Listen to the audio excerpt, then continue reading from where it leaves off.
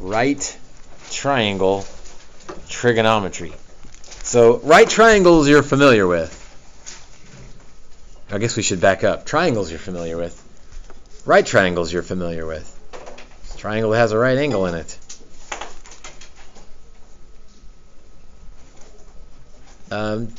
We intentionally try to draw them a variety of different ways to make sure you don't get stuck. Like most people will draw them like that middle one, which is fine, but I'm going to try to draw them a variety of different ways so that you just get used to seeing it different ways. But that's, you know about right triangles. The new stuff is the trigonometry stuff, and you did a little bit of this in geography, not geography, but geometry, sine, cosine, and tangent. SOHCAHTOA. We will definitely use SOHCAHTOA today. Yes.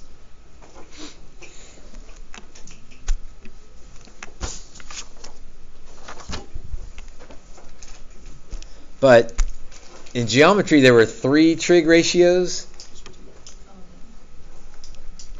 In pre-cal, there are 6. I'm going to call them 6 circular functions because that's the fancy term for them.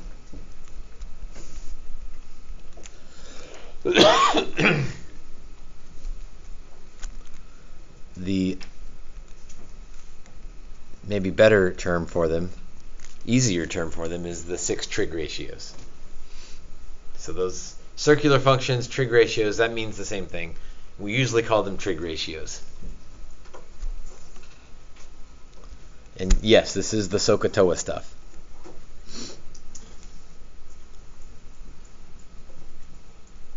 So let's start with the right triangle. Yes, sir? Just making sure we don't do proofs in this class, right? We will do, not this semester, we'll do some proofs next semester, but they are not like geometry proofs. I think they're better than geometry proofs. Easier? I think easier.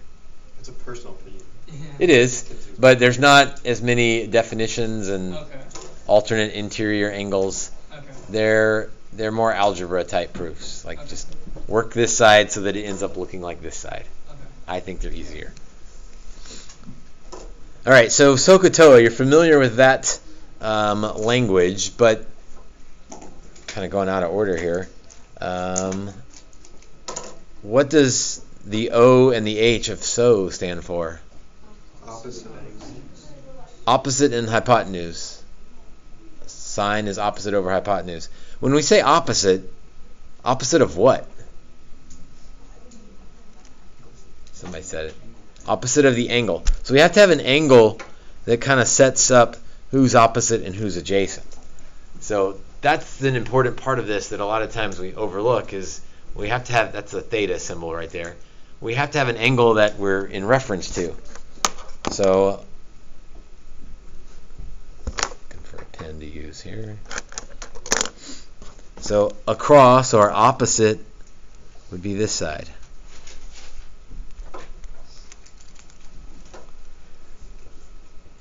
But don't get confused and think, oh, the opposite side is the one on the right. No, think about what opposite means. It means opposite, across from. So opposite the angle. So if we move that angle around, that's going to move where opposite is. In fact, an easy way to do it would be, oh look, now opposite's on the left-hand side. But that it's still opposite the angle. So opposite is relative to where the angle is, not, on the bottom or on the top or on the right. It's relative to the angle. Adjacent, a word we don't use often, but adjacent means next to. There's a house, there's 2 houses adjacent to my house. There's one on either side. They're next to my house. So adjacent means next to the angle. And of course, hypotenuse is across from the right angle.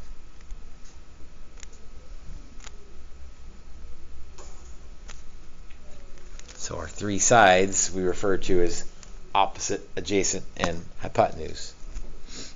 O, A, and H.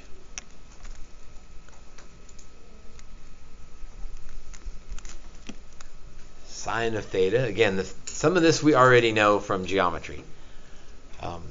And by the way, I would ask you to set up this little section of notes like mine because I think it will help you remember, what goes where. Most of the time, it doesn't matter what your notes look like. I guess it doesn't matter today either, but it would probably be helpful if you made it match mine. So sine is opposite over hypotenuse. That one we know. Cosine.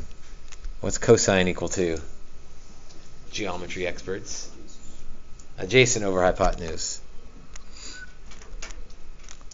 And tangent is equal to? Opposite over adjacent. That's the SOHCAHTOA that a few of you mentioned the first time we said trig. SOHCAHTOA. In theory, up till now, we should know everything. We should know all of that. But that was geometry. And so, let's see, that was the 2 years ago. If it happened after spring break, who knows, right? That was when the shutdown happened. So, I don't know. SOHCAHTOA, hopefully you're somewhat familiar with it. But, hey, that's only 3 trig ratios. There's 3 more. The good news is they're related to these, and so if you know these, it's not hard to figure out the others. CSC. CSC stands for cosecant. And all of these are flips, reciprocals of the 3 that you already know. So the reciprocal of O over H is H over O.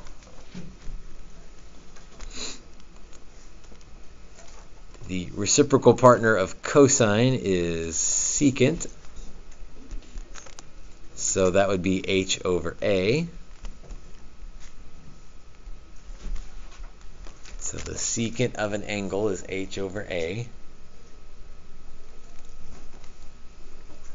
And cotangent is A over O.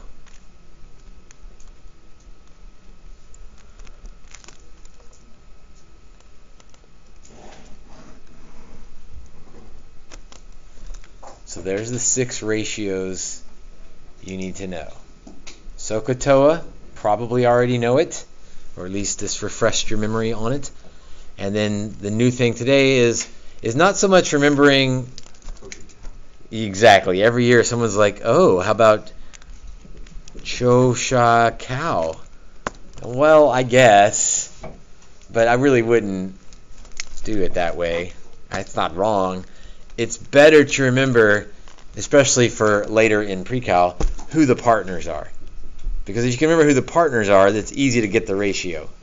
So sine and cosecant are partners. Cosine and secant are partners. Tangent and cotangent are partners. So the best way to remember this is remember the partners, and then you can figure out what the ratio is.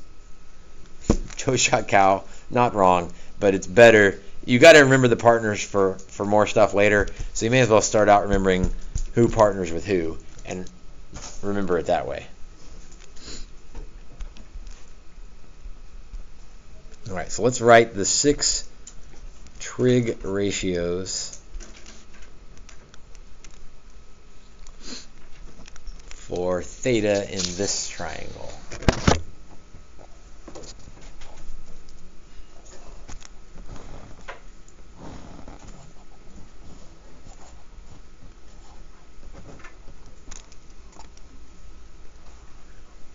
Again, you can't label opposite and adjacent until you know which angle we're talking about. And I put the angle at the top this time. Again, just to not try to mess you up, but get you used to seeing it in different places. All right, let's say this side is 2 and this side is square root of 3.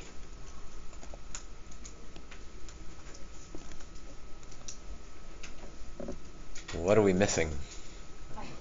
Hypotenuse, and how can we find the hypotenuse? Yeah, good old a squared plus b squared equals c squared. So 2 squared plus root 3 squared equals c squared. So 4 plus 3 is 7, So C is the square root of 7. So sometimes we'll force you to use a little bit of your previous knowledge to come up with the missing pieces. All right, I like to label these before we start thinking about sines, cosines, and tangents. That way I don't have to think each time about who's opposite, who's adjacent, who's hypotenuse. So 2, is that opposite, adjacent, or hypotenuse? Adjacent. Square root of 3 is opposite. And of course, square root of 7 is hypotenuse. You don't have to label them, but I strongly encourage it because it doesn't take long. And then you're set up to do SOHCAHTOA and the reciprocals. Will the theta ever be on the right angle? No, the theta will never be on the right angle. That's a great question because then like opposite and hypotenuse are the same. There's some weird stuff that happens with that, but we won't have to mess with that. That's a good question though. Okay, so sine of theta. And since it's our first time through, I'm going to write everything out. Sine is opposite over hypotenuse. It's a step that not everyone will show because you'll think opposite over hypotenuse. And then you'll go to your picture and say, well, opposite is square root of 3. And hypotenuse is square root of 7.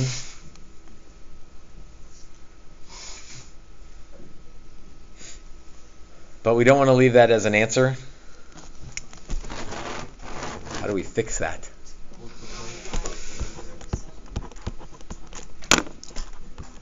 So square root of 21 over 7.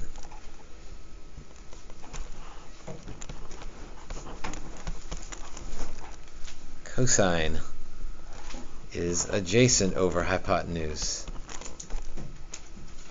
So I look at my picture. Adjacent is 2. Hypotenuse is square root of 7. That one's an easy fix. We only showed our work on one of them, but some of you, well, tell me, what would you do to fix it? Multiply by square root of 7. So you get 2 root 7 over 7. So already I'm not showing all my work there.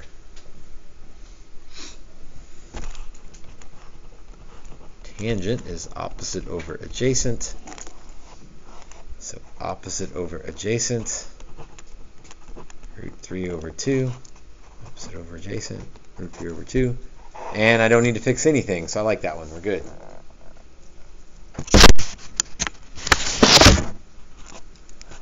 The next three I like to put next to their reciprocal partner. So cosecant. And I'm not even going to write h over o. I'm going to jump straight to this one and write the reciprocal of sine. So instead of root 3 over root 7, it's root 7 over root 3. Which then has to be fixed. Root 21 over 3. Cosine's partner is secant. It's h over a, but I don't really care that it's h over a. I'm going to go to the values and flip those. Square root 7 over 2. And that one doesn't need to be fixed. We're good there. And then tangent's partner is cotangent. We flip that. 2 over root 3. That one does need to be fixed. So 2 root 3 over 3.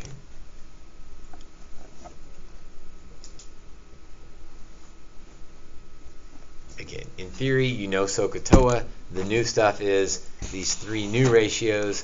But if you remember who they're partnered with, that's kind of all you have to remember. And you remember that the partner is a reciprocal partner.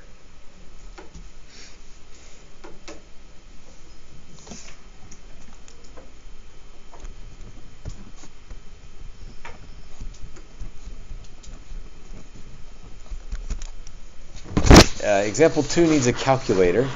So either get yours out or go grab one of mine. So you will get a calculator on this test. And let's make sure we're in degree mode. So feel free to go grab one of mine back there.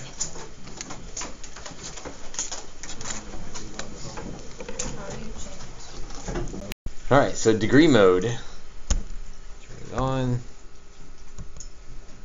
Degree mode. So mode, and then if it's defaulted to radians, so be careful. It might be in radians, and in calculus we're usually in radians. So since I teach calculus and we're using calculators as well, you really need to check every time, because if a calculus student had it last, it's probably in radians. So change it to degrees. And then this is really easy as long as your calculator's in the right mode. Well, some of it's easy. Let's see how easy the rest of it is. Sine of 67. So how do you think we find the sine of 67 using a calculator?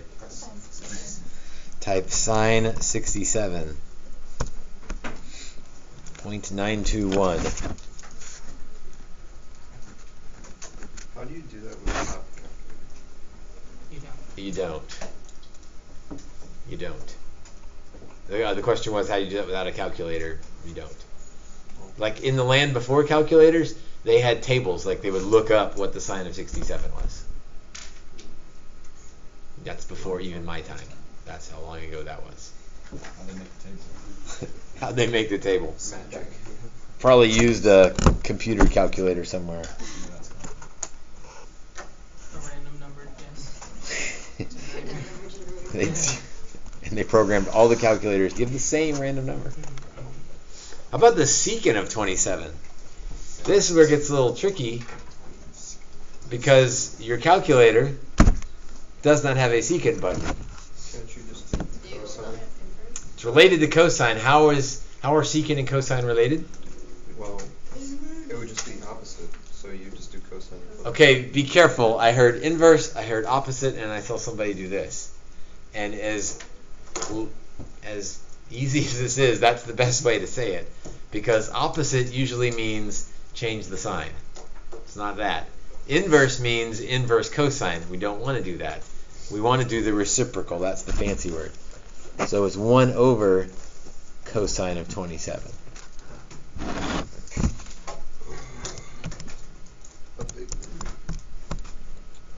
No. 1.122.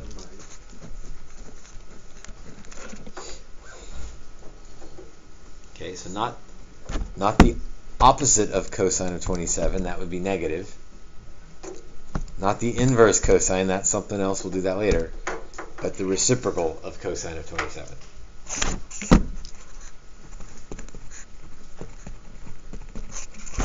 So why don't you figure out what the cotangent of 58 is?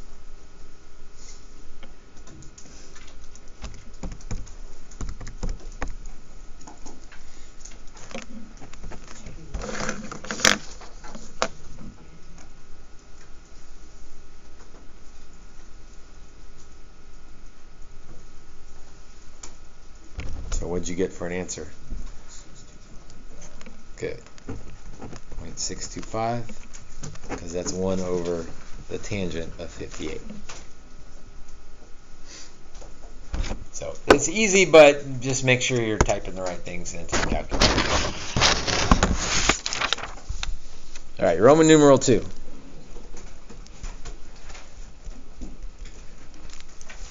Solving right triangles. Could we go back to the other one for a second? Yep.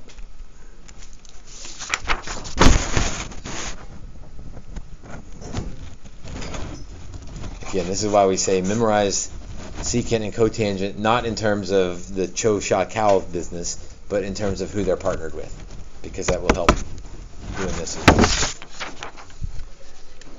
Solving right triangles. All of this you did in geometry. All the rest of this lesson you've done in geometry. It's been 2 years. That was the shutdown, so who knows what happened between then and now. But hopefully this looks familiar. All right, there's 3 tools you have to use when we're solving right triangles. Two of these tools you know very well. You may not know what they are, but you already know what the tools are. Here's a hint on one of them. What do we know about the angles of a triangle? They add up to 180. That's any triangle. That's not just a right triangle. So if we know two angles, we can find the third. We don't need trig or sines or cosines. We just need add up to 180.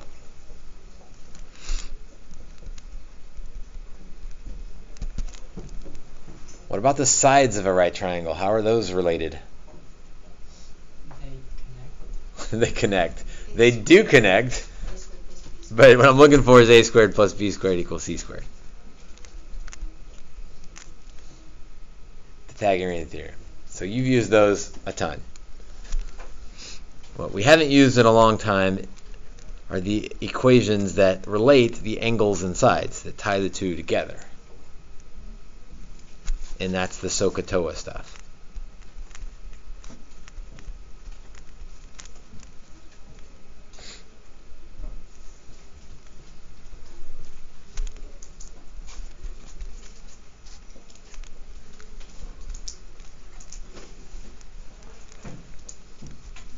All right, so let's solve a triangle.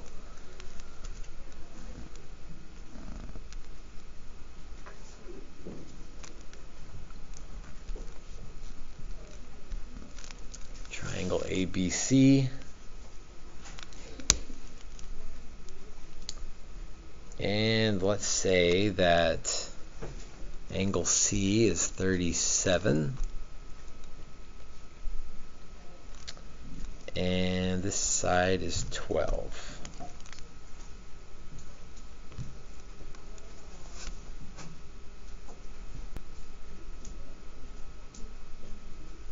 Okay.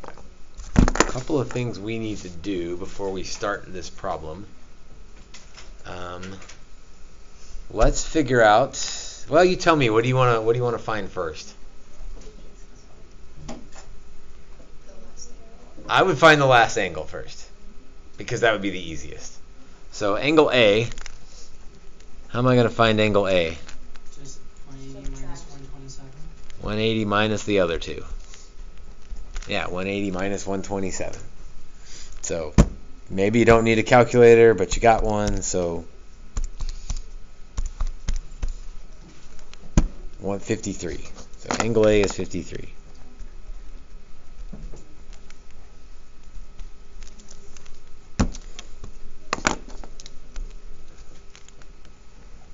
Oh, I should have said this. Solve the triangle is an easy way of saying find everything.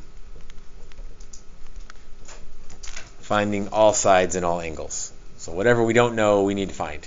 That's what solve the triangle means.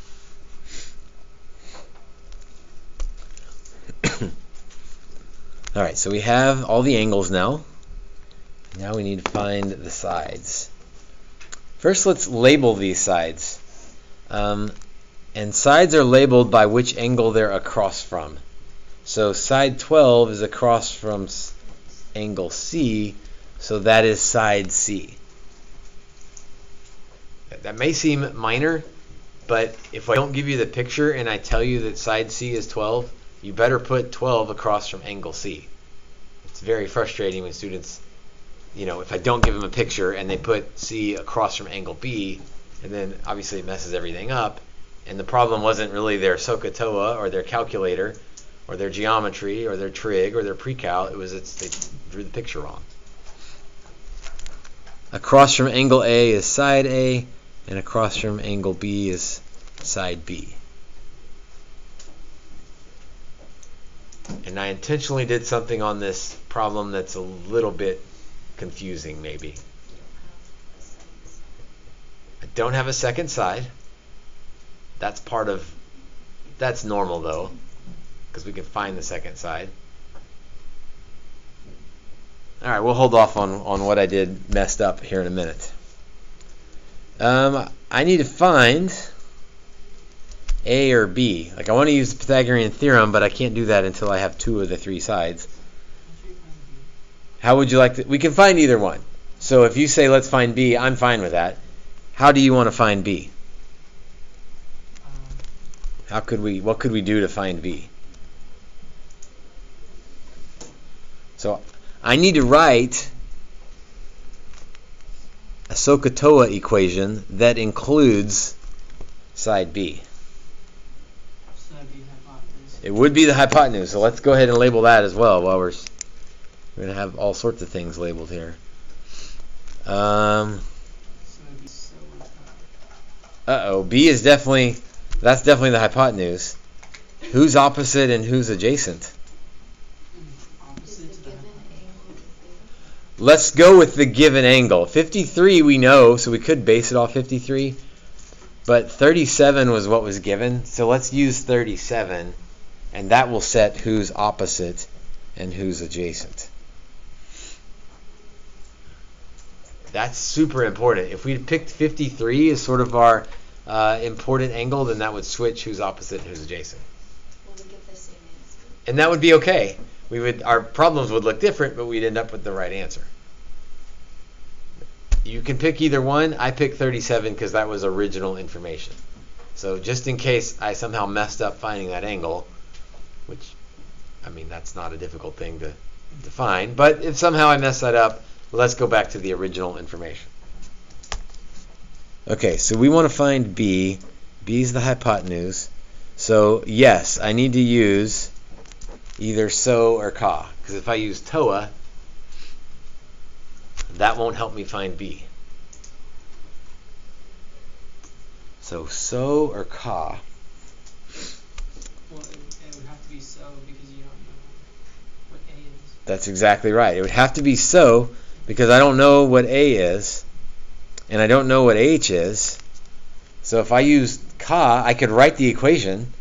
Cosine 37 equals A over B, but that's not enough to help me. So CA doesn't help. SO works because I know the opposite, and I'm looking for hypotenuse. So that's probably the hardest part of this lesson, is picking the right ratio to use. So sine of the angle, sine of 37, it's always sine, cosine, or tangent of an angle. Don't ever do sine of a side. It's always sine of an angle equals a ratio of the sides. So opposite is 12, hypotenuse is b. Sine of 37 equals opposite over hypotenuse, 12 over b.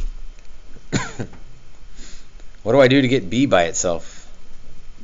So is the 37, are we using 37 because we chose that to base everything? Correct. If we had chose 53, it would it would change who's opposite and adjacent. It would change the ratios. We'd still get the right answer, but we picked 37, so let's roll with that. Now, how do I get b by itself here? Yeah, I would multiply both sides by b, get it out of the denominator, and then divide by sine 37, which I don't know, maybe seems weird, but we have a calculator. 12 divided by sine 37, 19.940 if we're going 3 decimal places.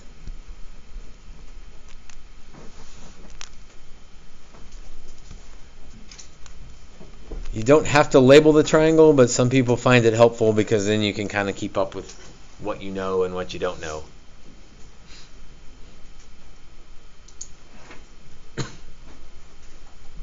All right, the only thing left is side A. How would you like to find side A? Well, we have options. We could use a trig ratio, but let's use something even easier. A squared plus b squared equals c squared, although, and this is why I messed this one up on purpose, it's not really a squared plus b squared equals c squared, because a, b, and c are kind of scrambled.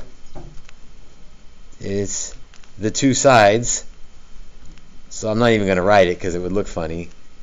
Side squared plus side squared equals hypotenuse squared. Right, I kind of jacked up who's A, B, and C. Because it's not always a squared plus b squared equals c squared. It's leg squared plus leg squared equals hypotenuse squared. So if you're paying attention, it's not hard, but if you get stuck just thinking a squared plus b squared equals c squared, you'll mess it up. Oops. Square root of that. There we go. So 15.925.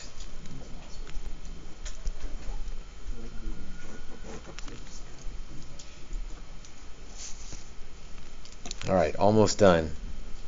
Which is good because we're almost out of time. Example 2. If cosine of the angle is 3/5, how do I go backwards? How do I figure out what the angle is? How do I undo the cosine?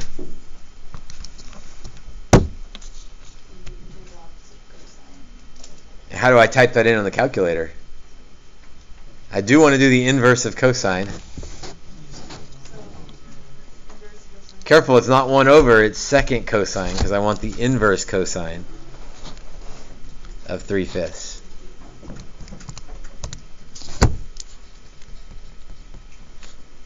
.1 degrees. I need to give you your